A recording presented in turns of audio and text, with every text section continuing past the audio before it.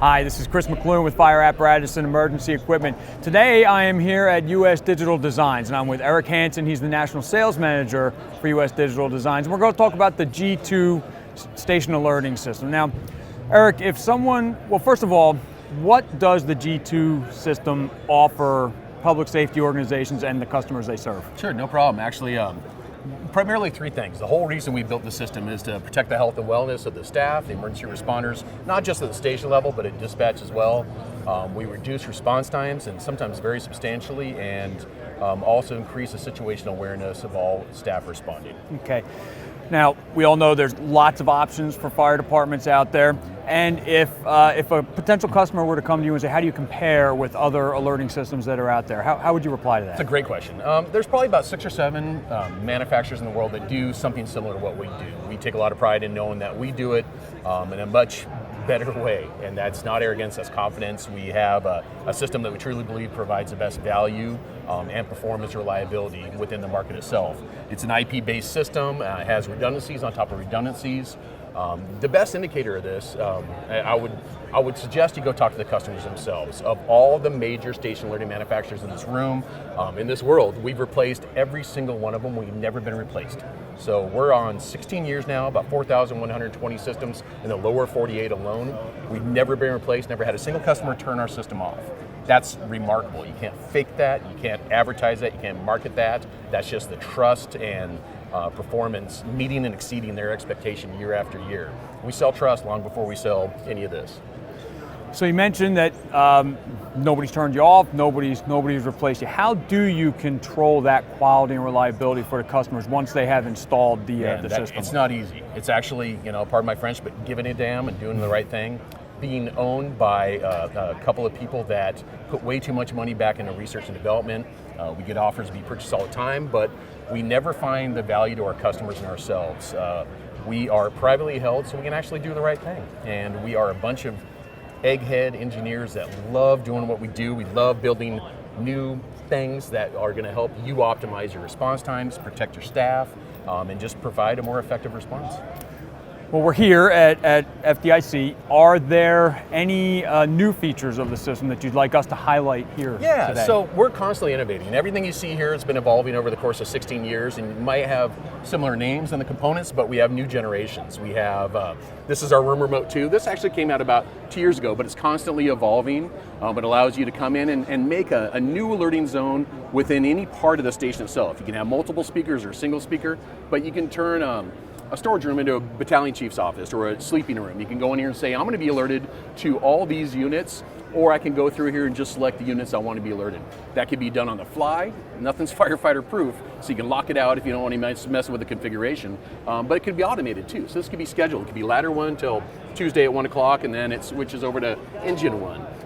But we've enhanced this now. So it can show turnout timing, incident info, mapping, but now we can tie third-party systems into it as well. So we have another example of that room remote here with a video doorbell. So we can actually interface this. So somebody comes to the front door, is it Mrs. Jones with a plate full of cookies, or is somebody bleeding out? Gives you immediate situational awareness, knowing exactly who's at the front door, whether it's an all call or a disregard, whatever it might be.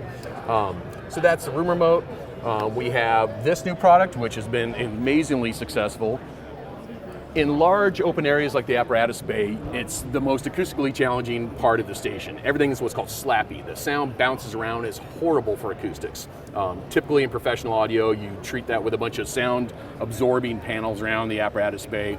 That works in a concert hall, but it doesn't work in the actual station itself because you get diesel exhaust on it and everything else. So it's hard to control the acoustic quality. This device itself was built specifically for mission critical paging and alerting. The speaker itself is optimized. It's calibrated for spoken word particularly. So the vocal clarity is amazing. And on top of that, this is actually upside down, we've built in 3 high intensity alerting strobes. So you could have a high ambient noise environment, you could be in the Apparatus Bay working a tool, diesel engine could be started up, it's about 104 decibels going. The last thing you want to do is crank up the volumes to overcome the ambient noise. The tricks, make your ears bleed, is to get some kind of visual alerting, get their attention through things like high intensity strobes, and that makes them prompts them to look up and see, oh, what's the alert? Okay, that is me. I know where to go. Left turn, right turn, who needs to go where and why? This is getting your attention, shining those lights, high intensity strobes, bouncing off all the trucks and the apparatus to get your attention. So that's been extremely successful. About 2 months ago we released this, and we're already installing them all over the world. Okay. And then we have mobile alerting applications for mobile devices, Android, iOS, constantly evolving. We're actually on BlackBerry as well. We have Kingston, Ontario, which is BlackBerry's headquarters. So there's about 50 people in the world probably using a BlackBerry right now. But we do have a lot of mobile learning applications as well, and lots of our customers are using that as a third redundant means of learning. We'll get them mission critically and reliably in station. We'll get them over the radio with their automated voice, and then we'll get them on their mobile learning products as well. All right, great. Any final comments just as we wrap up just about USDD or US Digital Designs and your products in the fire service? I appreciate that. We're an engineering firm. We're not a sales firm. Our sales team are our users, and again, nobody in this industry, I believe, is ensured as much trust and performance with our customers. They bring other chiefs up like this all the time.